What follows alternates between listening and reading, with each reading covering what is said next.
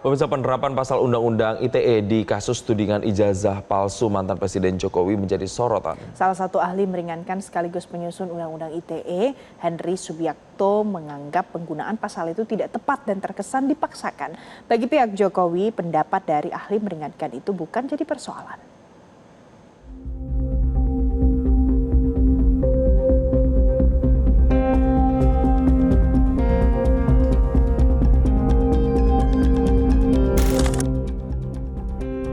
Kubu Roy Suryo CS terus melakukan perlawanan di tengah pengusutan kasus ijazah Jokowi.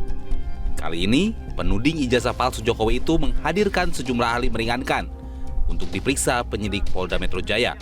Salah satunya ahli komunikasi politik Henry Subiakto. Salah satu penyusun Undang-Undang ITE itu blak-blakan memprotes penggunaan pasal 32, pasal 35, pasal 28 ayat 2 hingga pasal 27A Undang-Undang ITE yang dinilainya tidak tepat. Henry tak mau Undang-Undang ITE dipakai untuk menjerat orang-orang yang berbeda pandangan politiknya dengan negara atau pemerintah. Ia mengaku terpanggil untuk meluruskan tafsir hukum tersebut karena miris melihat Undang-Undang ITE digunakan untuk memidana aktivis atau akademisi yang kritis. Saya hadir karena apa? Jangan sampai Undang-Undang ITE ini dipakai untuk menjeratin orang-orang yang berbeda pandangan politiknya dengan negara atau pemerintah. Ini kasus yang sangat jadi perhatian publik aja, pemanfaatan dan penerapannya salah. Selalu Undang-Undang ITE, saya sebagai orang yang ikut terlibat dari tahun 2007 sampai tahun 2022 mengurusi persoalan ITE, terpanggil, saya miris saya melihat ketika Undang-Undang ITE dipakai untuk menjerat para aktivis-aktivis yang kritis. Itu akademisi, itu saya datang di sini. Makanya saya nanti akan menjelaskan kepada aparat, kalau sama orang yang ikut membuat saja nggak percaya, mau sama siapa lagi? Itu loh. Nah. Sementara salah satu pelapor kasus ijazah Jokowi sekaligus Sekjen Pradi Bersatu, Ade Darmawan, merespon santai pendapat tersebut dan tidak mempermasalahkan ahli yang membela Roy Suryo CS itu. Menurut Ade, keterangan ahli meringankan bisa digunakan Roy Suryo CS di persidangan dan dapat menjadi pertimbangan majelis hakim.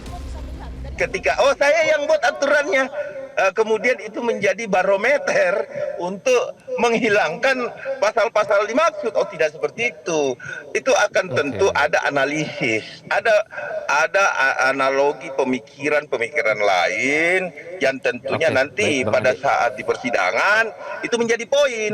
Jadi bukan berarti ketika kita yang membuat kemudian kita mengatakan bahwa saya sudah buat mangkok nih. Mangkok itu sebenarnya bukan untuk piring, dia adalah untuk kuah, kan seperti itu. Seperti itu analoginya. Tapi apapun itu, ini kan baik buat Bang Rismon kan. Artinya ada satu pendapat yang mungkin bisa menjadi acuan nanti di pengadilan, ya kan? Kan seperti itu, Bang. Yang jelas, pihak Jokowi masih menunggu hasil pelimpahan berkas perkara Roy Suryo CS yang masih diteliti kejaksaan. Apabila P21 alias lengkap, maka tahapan berikutnya menguji keabsahan ijazah Jokowi di persidangan. Tim Liputan Metro TV. Tersangka kasus tudingan ijazah palsu mantan Presiden Joko Widodo Roy Suryo CS mengadu ke Komnas HAM terkait dugaan pelanggaran HAM usai mereka ditetapkan sebagai tersangka. Roy Suryo CS merasa kriminalisasi dan kebebasan berekspresi mereka dibatasi. Jadi Roy Suryo CS menemui Komnas HAM terkait statusnya sebagai tersangka. Roy Suryo diterima langsung oleh Ketua Komnas HAM Anies Hidayah dan Wakil Ketua Internal Komnas HAM Prabianto Muktiwibowo. Roy Suryo menyampaikan penetapan statusnya sebagai tersangka serta pencekalan dan kewajiban lapor merupakan pelanggaran berat hak asasi manusia. Menurutnya penelitian terkait ijazah Jokowi sudah sesuai prosedur dan atas nama permintaan tim pembela ulama dan aktivis sebagai saksi ahli.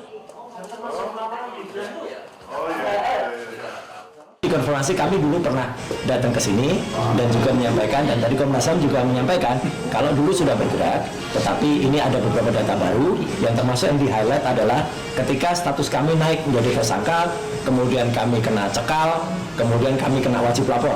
Itu adalah pelanggaran hak asasi manusia yang luar biasa berat. Ya.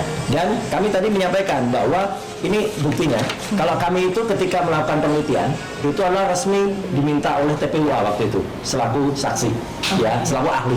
Dan saksi atau ahli itu berdasarkan Undang-Undang Perlindungan Saksi dan Korban itu memang tidak boleh ditersangkakan gitu, apalagi dilakukan pelanggaran hak asasi manusia seperti kami. Oke, itu tadi pemirsa disampaikan oleh Roy Suryo, dan menanggapi argumen dari Roy Suryo ini yang menyebut permasalahan ijazah palsu Joko Widodo merupakan sebuah penelitian yang resmi, maka kuasa hukum Jokowi Rifai Kusumanegara merasa tidak setuju karena menganggap hal ini hanya aksi pembelaan semata. Jadi tindakan-tindakan yang dilakukan ini sama sekali tidak ada kaitannya dengan penelitian ataupun kegiatan akademis. Itu faktanya ya. Baru setelah kami laporkan di 30 April, beberapa bulan kemudian mereka merubah strategi mengklaim diri sebagai peneliti. Kami memandang itu sebagai alibi pembelaan yang dibangun yang sebenarnya tidak ada kaitan ya ini dengan penelitian. Sebagai contoh aja kalau kita ikuti dari 31 objek.